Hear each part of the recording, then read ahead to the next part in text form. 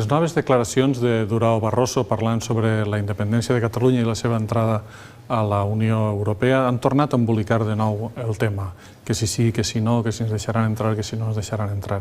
Aquesta en realitat és una discussió purament electoralista, purament que té un recorregut molt curt, perquè ningú és capaç d'imaginar que la Unió Europea deixés fora Catalunya un cop fos independent.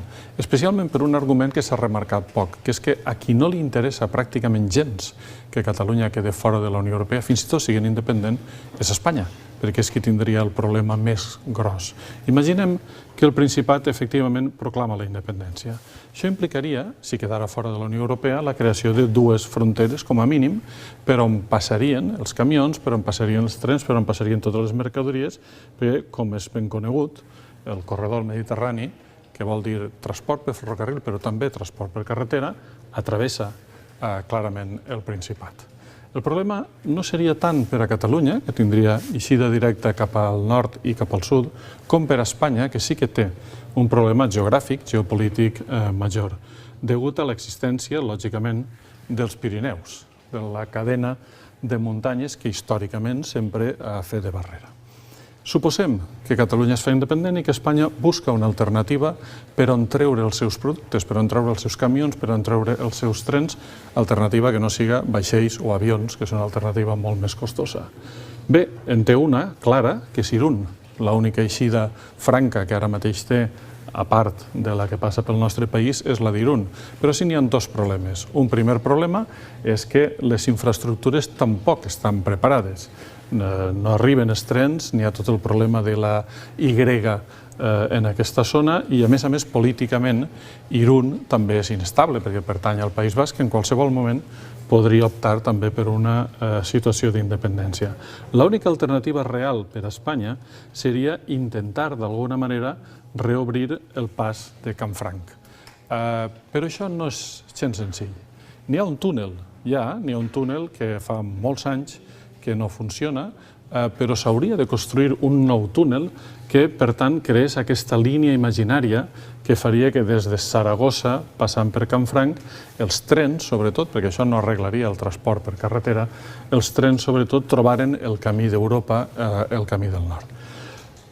Això costa molts diners i costa molts anys. Les hipòtesis més favorables serien que cap al 2025 podria estar construït aquest túnel de 12 quilòmetres a Canfranc. Aquesta és la hipòtesi més favorable. Però tenen un problema a l'altra banda que no s'explica massa sovint.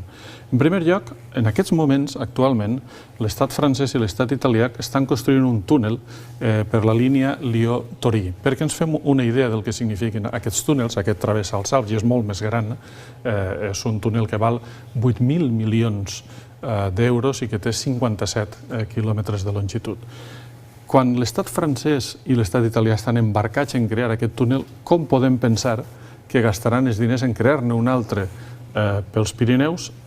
I encara, si això passés, encara suposant que feren el túnel, resulta que això és un desert, perquè la línia de tren d'alta velocitat més pròxima és la de Lió i seria bastant absurd fer tot aquest treball per a tornar a passar pel mateix lloc on anaves, però l'altra línia més pròxima, que és la de Bordeus, encara està per arribar. Encara no s'ha construït en aquests moments. Des de Tours i des de Nantes poden eixir els trens i se suposa no, n'hi ha una via de tren prevista de Tours a Bordeus que amb sort estarà construïda l'any 2020. Per tant, la situació per a Espanya és molt complicada. Si s'estableix una frontera o una doble frontera, encara pitjor, per la independència del Principat, els seus productes tindran molts problemes per arribar a Europa perquè en realitat no tenen cap alternativa clara i l'alternativa aquesta famosa del corredor central és una alternativa que amb moltíssima sort, tenint molta sort, no és possible tenir-la llesta i funcionant abans del 2025 o del 2030. Per tant, no és possible creure's aquesta hipòtesi de que Espanya sabotejaria la independència de Catalunya. Si ho fes, el gran problema el tindrien ells.